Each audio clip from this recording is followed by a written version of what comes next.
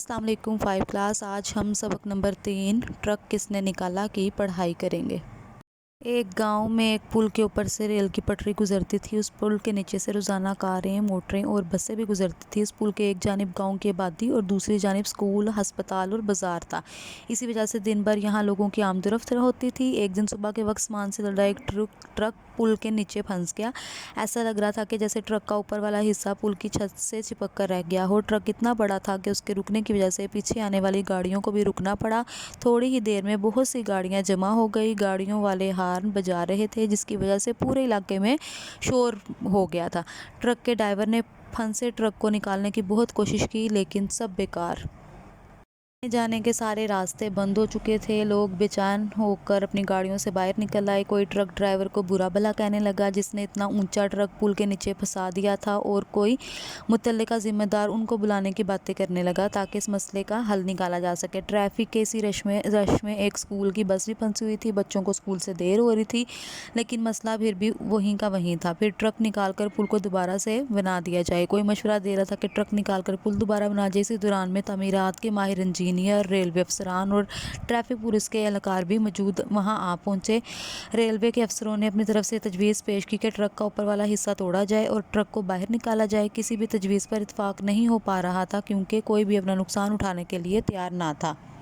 इसी बहस में खासा वक्त गुजर गया था। गाड़ियों के हार्न मजीद ऊंचे हो गए थे और लोगों की परेशानी भी बढ़ती चली गई। लोग कभी पुल को देखते और कभी उस ट्रक ड्राइवर को, जिसकी वजह से ये मुसीबत आई थी, लेकिन इस मसले का कोई हल किसी को समझ नहीं आ रहा था।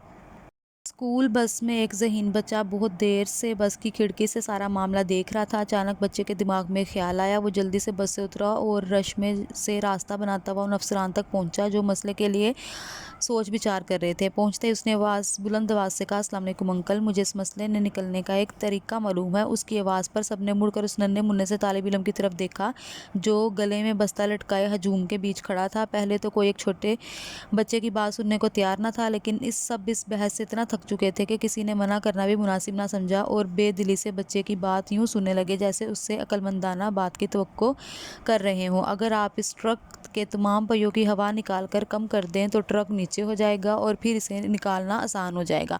अफसरान बच्चे की इस बात पर बेहद हैरान हुए और खुश भी। नन्हे तालिब इल्म की ये तजवीज़ उन्हें बहुत पसंद आई। उन्होंने हुक्म दिया कि ट्रक के पहियों से हवा निकाल कर कम कर दें।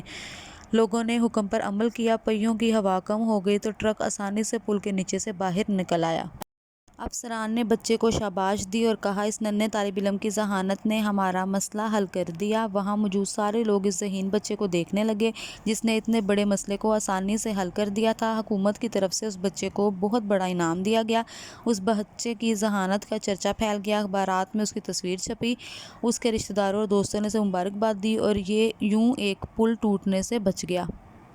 बच्चों, इस कहानी से हमें ये सबक मिलता है कि अगर हम किसी भी मसले पर सोच विचार करें तो अपनी फ़हम से हम किसी भी मसले का हल आराम से निकाल सकते हैं। ज़रूरी नहीं है कि कोई छोटा बच्चा होगा तो उसे किसी मसले का हल नहीं मिलेगा, सिर्फ बड़े ही मसले हल कर सकते हैं। लेकिन अगर हम अपना अक्ल को इस्तेमाल करें और सोचें तो हम भी हर मसले को अच्छी तरह से हल कर सकते हैं।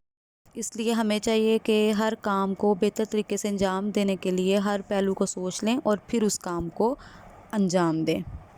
इस कहानी के हम अल्फाज देख लेते हैं। सबसे पहले है अस्पताल, ड्राइवर, मुतल्लिका, हजूम, बहस, तजवीज़, ज़हीन, मना, तवक्को, उधेड़, मसला, इत्तफाक, रेलवे, अखबार।